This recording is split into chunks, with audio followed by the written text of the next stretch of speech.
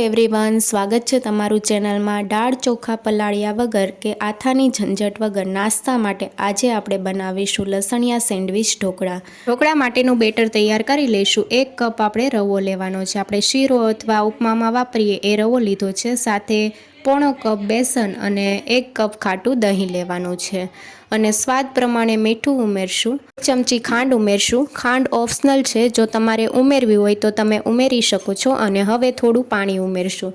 તો પાણી આપણે થોડું ઉમેરીને મિક્સરના મદદથી આ રીતે મિક્સ કરતું જવાનું છે। તો ગાંઠા વગરનું બેટર આપણે તૈયાર કરી લઈશું। બેટર આપણે થોડું થીક રાખવાનું છે, એટલે બહુ વધારે પાણી નથી ઉમેરવાનું। થોડું પાણી ઉમેરીને આ રીતે મિક્સ કરતા જવાનું છે।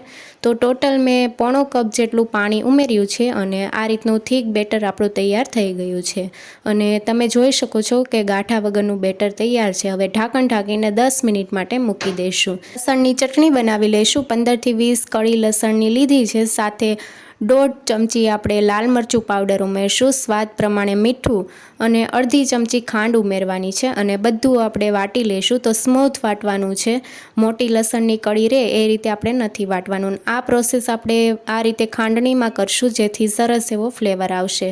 10 મિનિટ પછી ઢાંકણ ખોલીને જોઈએ તો બેટર સરસ એવું ફૂલી ગયું છે અને થોડું થીક છે। તો પછી આપણે પાણી ઉમેરીને સરખું કરી લઈશું। તો અત્યારે આપણે અડધી ચમચી હળદર પાવડર અને 1 ચમચી તેલ ઉમેરશું અને 3 થી 4 ચમચી જેટલું પાણી ઉમેરીને મિક્સ કરી લઈશું। તો આ રીતે આપણે મિક્સ કરવાનું છે અને બેટર તમને બતાવું તો આ રીતનું બેટર આપણે તૈયાર કરવાનું છે। તો ટોટલ મેં 1/4 કપ જેટલું પાણી ઉમેર્યું છે અને બેટર આ રીતનું આપણે તૈયાર કરશું। તો તમે જોઈ શકો છો આ રીતનું બેટર આપણે રાખવાનું છે, બહુ વધારે પાતળું નથી કરવાનું। આ બેટરમાંથી આપણે 2 વાસણમાં સરખું બેટર કાઢી લેવાનું છે। તો આ રીતે મેં એક વાસણમાં 3 ડોયા જેટલું કાઢી લીધું છે અને બીજા વાસણમાં પણ આ રીતે 3 ડોયા જેટલું બેટર અલગ કાઢી લીધું છે। તો આ રીતે 2 વાસણમાં મેં 3 ડોયા જેટલું બેટર કાઢી લીધું છે।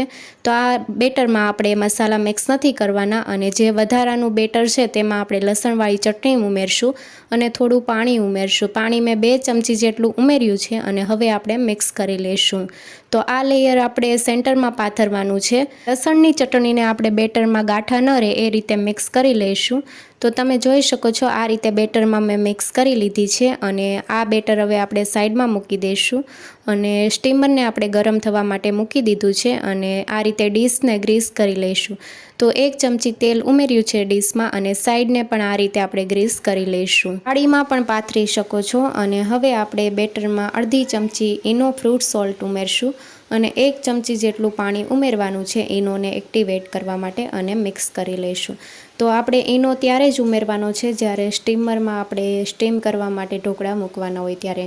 તો ડીશમાં આપણે પહેલું લેયર આ રીતે ઉમેરી દઈશું અને આખામાં આ રીતે સ્પ્રેડ કરી દઈશું। સ્ટીમરને આપણે ડીશ મૂકીએ એ પહેલાં આપણે 5 મિનિટ માટે સ્ટીમ થવા માટે મૂકી દેવાનું અને હવે ઢાંકણ ઢાંકીને 3 થી 4 મિનિટ માટે કૂક કરી લઈશું। 3 મિનિટ જેવું થઈ ગયું છે અને જ્યારે 1 મિનિટ વધે ત્યારે આપણે અડધી ચમચી ઇનો ઉમેરશું લસણિયા બેટરમાં અને 1 ચમચી પાણી ઉમેરીને મિક્સ કરી લઈશું। તો અગાઉથી આપણે ઇનો નથી ઉમેરવાનો, જ્યારે સ્ટીમ કરવા માટે મૂકવાનું હોય ત્યારે ઇનો ઉમેરવાનો છે।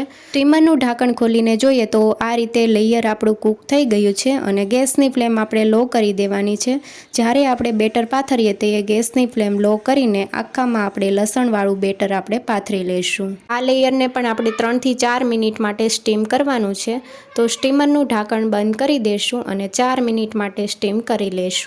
છેલ્લી 1 મિનિટ વધે ત્યારે આપણે જે બાકીનું બેટર છે તેમાં આપણે 1/4 ચમચી જેટલો ઇનો ઉમેરશું અને 1 ચમચી પાણી ઉમેરીને એક્ટિવેટ કરી લઈશું।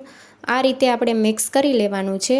તો આપણે અગાઉથી ઇનો નથી ઉમેરવાનો, જ્યારે આપણે સ્ટીમ કરવા માટે મૂકવાનું હોય ત્યારે જ આપણે ઇનો ઉમેરશું। લસણની ચટણીવાળું બેટર પણ કૂક થઈ ગયું છે। તો હવે આપણે જે સાદું લેયર છે તે ઉમેરશું અને ચમચીની મદદથી આખામાં આપણે આ રીતે પાથરી લઈશું।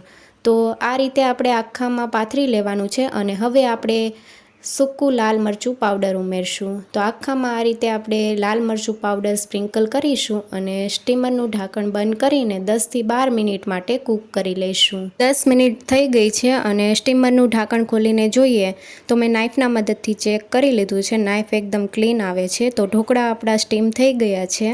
ઢોકળા ઠંડા થાય પછી પણ ડ્રાય ન પડે એ માટે આપણે 1 ચમચી તેલ લગાવી દઈશું અને 3થી 4 મિનિટ જેવું થઈ ગયું છે. ઢોકળા હલકા ઠંડા થઈ ગયા છે. હવે આપણે પીસ કરી લઈશું. તો પીસ તમારે જે સાઇઝના કરવા હોય એ સાઇઝના તમે કરી શકો છો. તો મેં પીસ કરી લીધા છે અને હવે આપણે વઘાર કરી લઈશું. વઘાર કરવા માટે તડકા પેનમાં મેં 2 મોટી ચમચી તેલ ઉમેર્યું છે. તેલ હલકું ગરમ થાય એટલે આપણે 1/4 ચમચી જેટલી રાઈ ઉમેરશું અને ચપટી હિંગ ઉમેરશું. રાઈ કકડી ગઈ છે. 1 ચમચી સફેદ તલ ઉમેરશું અને ગેસની ફ્લેમ બંધ કરી દઈશું.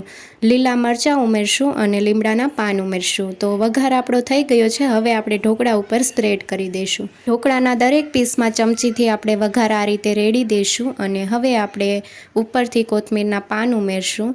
તો ઢોકળાનું પીસ તમને બતાવું તો આ રીતના ઢોકળાને પ્લેટમાંથી કાઢીને બતાવું તો પીસ સરસ એવા પીસ તૈયાર થયા છે અને 2 ભાગ કરીને બતાવું તો પોચા રૂ જેવા ઢોકળા તૈયાર થયા છે. લસણિયા સેન્ડવિચ ઢોકળાને તમે લીલી ચટણી સાથે અથવા ટોમેટો કેચઅપ સાથે સર્વ કરી શકો છો. નવી રેસીપી જોવા માટે ચેનલને લાઇક, શેર અને સબસ્ક્રાઈબ કરો. Thank you for watching.